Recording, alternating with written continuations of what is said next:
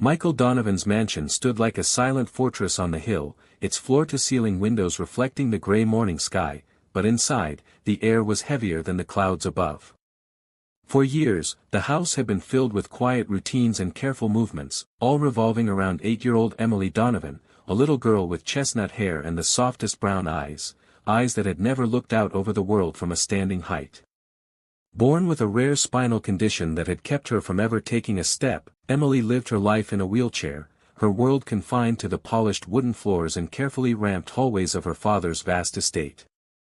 Michael, a self-made millionaire who had built his fortune from the ground up, was devoted to his daughter, but his devotion often came wrapped in caution and overprotection. Ever since Emily's mother had passed away when she was just a baby, he had thrown himself into work, surrounding Emily with therapists, tutors, and nannies, all of whom treated her as if she were a delicate piece of glass that might shatter at the slightest touch. But one by one, they had left, worn down by the demands of the job or frustrated by Michael's endless list of rules designed to keep Emily safe. The day the latest nanny quit, Emily had simply shrugged and returned to her painting, as if she had already learned not to expect people to stay. That's when Grace Whitaker arrived. She was nothing like the other nannies, not overly cheerful, not dripping with pity, just calm. She introduced herself to Emily by kneeling so they were eye level and saying, "I hear you're the boss of this place. I'm going to need a tour."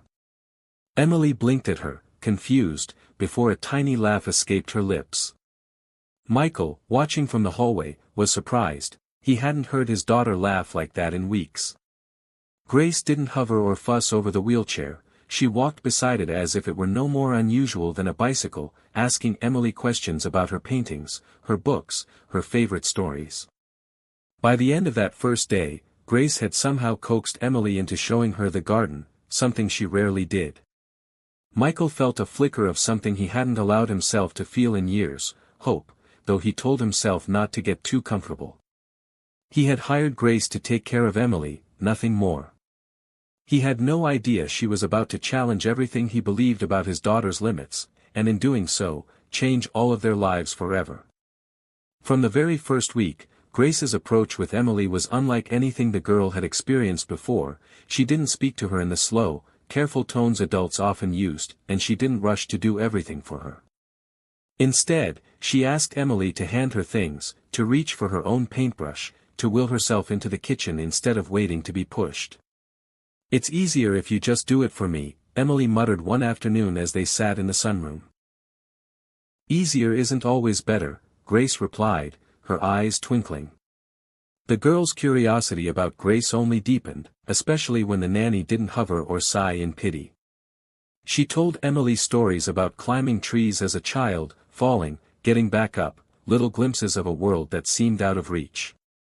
Then one rainy Saturday, while Michael was away on a 2-day business trip, Grace took a step that none of Emily's caregivers had dared before. She wheeled Emily into the living room, pushed aside the coffee table, and rolled out a thick yoga mat. "What's this for?" Emily asked suspiciously. "We're going to try something new," Grace said, her voice gentle but sure. Emily's frown deepened. "I can't walk, Grace. Dad says I shouldn't even try." For a moment, Grace simply held her gaze, then said softly, "I'm not asking you to walk. I'm asking you to feel what it's like to stand, even just for a second." With steady hands, she helped Emily out of the wheelchair, supporting her under the arms while carefully placing the girl's small feet flat on the mat. Emily's body trembled instantly, her legs quivering as if they didn't quite belong to her, panic rushing through her chest, but Grace's voice cut through the fear. "I've got you. You're safe." For the first time in her life, Emily felt the ground under her feet without the chair beneath her, and an unfamiliar rush of height filled her senses. She wasn't walking, not yet, but she was upright, and the sensation was electric. They only stayed that way for a few seconds before Grace eased her gently back into the chair, but Emily couldn't stop replaying the moment in her mind for the rest of the day. She didn't know why Grace had done it or if it was allowed, but something inside her, something she had long thought was impossible, had quietly awakened. The standing exercise became their secret, an unspoken promise that neither of them mentioned when Michael was around, and over the next few weeks, Grace wove small, deliberate movements into Emily's days, leaning forward to pick up dropped pencils, shifting her weight from one leg to the other while holding onto the back of a sturdy chair, stretching her toes against the floor as if testing the water of an unknown sea. At first, Emily doubted it would lead anywhere. Her legs still felt weak and unsteady, but there was something new happening in her body, a faint tingling in her muscles, a sense of connection she had never felt before. Grace noticed every tiny improvement, her encouragement quiet but unwavering, never making a spectacle of Emily's progress, just celebrating with a nod or a proud smile.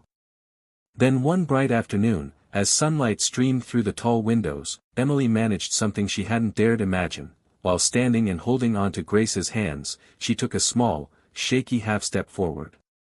Both froze, their eyes wide, before Emily's face broke into astonished laughter. "Did I just?" she whispered. Grace's voice was thick with emotion. "Yes, you did, Emily. You took a step." For a moment, it felt like the whole world had shifted. But their bubble of triumph burst a week later when Michael came home early and walked into the living room to find Grace holding Emily upright. He stopped in the doorway, his voice sharp. "What is going on here?" The warmth in the room evaporated as Emily's smile faltered. Michael's eyes darted from his daughter's trembling legs to Grace's steady grip, his jaw tightening. In his office moments later, he confronted her. "Do you have any idea how dangerous that was? If she falls," Grace met his glare without flinching. "Or if she learns she's capable of more than you've been told." Michael's voice rose. "I've spent her whole life protecting her from disappointment, from pain." Grace's tone softened but didn't waver. "And in doing so, maybe you've been protecting her from living." The words hung heavy between them. Michael turned away, staring out the window, torn between the fear of risking his daughter's fragile health and the flicker of hope that maybe, just maybe, Grace wasn't wrong. For days after their confrontation, Michael kept his distance, quietly observing from the shadows as Grace continued her work, careful not to overstep, while Emily's laughter still drifted through the halls like a fragile melody. But one golden evening, as the garden glowed in the setting sun, Emily called out to her father with a determined spark in her eyes. "Daddy, I want to show you something," she said, her voice steady in a way that made Michael's heart skip. Grace hesitated, knowing this wasn't part of their plan, but Emily was already reaching for her hands. Michael stepped forward, his breath caught in his chest, as Grace slowly helped Emily to her feet. Her legs trembled, her face flushed with effort, but her gaze never left her father's. "Watch me," she whispered. With painstaking slowness, she shifted her right foot forward, one uncertain step, and then her left. The world seemed to fall silent, the only sound the crunch of gravel beneath her shoes. Michael's eyes filled with tears he hadn't let himself shed in years. "You're walking," he breathed, the words barely escaping his throat. Emily's smile wobbled, but it shone brighter than the fading sun. "I'm trying," she said, her voice trembling but proud. In that moment, Michael's fear crumbled, replaced by something fierce and unstoppable, belief. From that day forward, therapy was no longer a sterile routine of caution but a shared mission between father, daughter, and the nanny who had dared to break the rules. Grace worked with Emily every day, sometimes in the garden, sometimes in the living room, celebrating each milestone, no matter how small. Weeks turned into months, and with each passing day, Emily's steps grew steadier, her legs stronger, her spirit unshakable. On her 9th birthday, surrounded by balloons and the scent of vanilla cake, Emily stood at one end of the living room while Michael waited at the other, his arms open wide.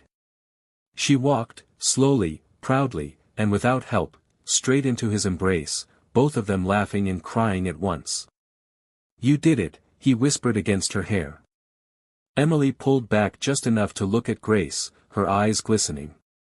"No, we did it." Michael followed her gaze, meeting Grace's eyes, and in that silent exchange, he knew the truth. All his wealth had given him comfort, but Grace had given him the one thing money could never buy, his daughter's freedom.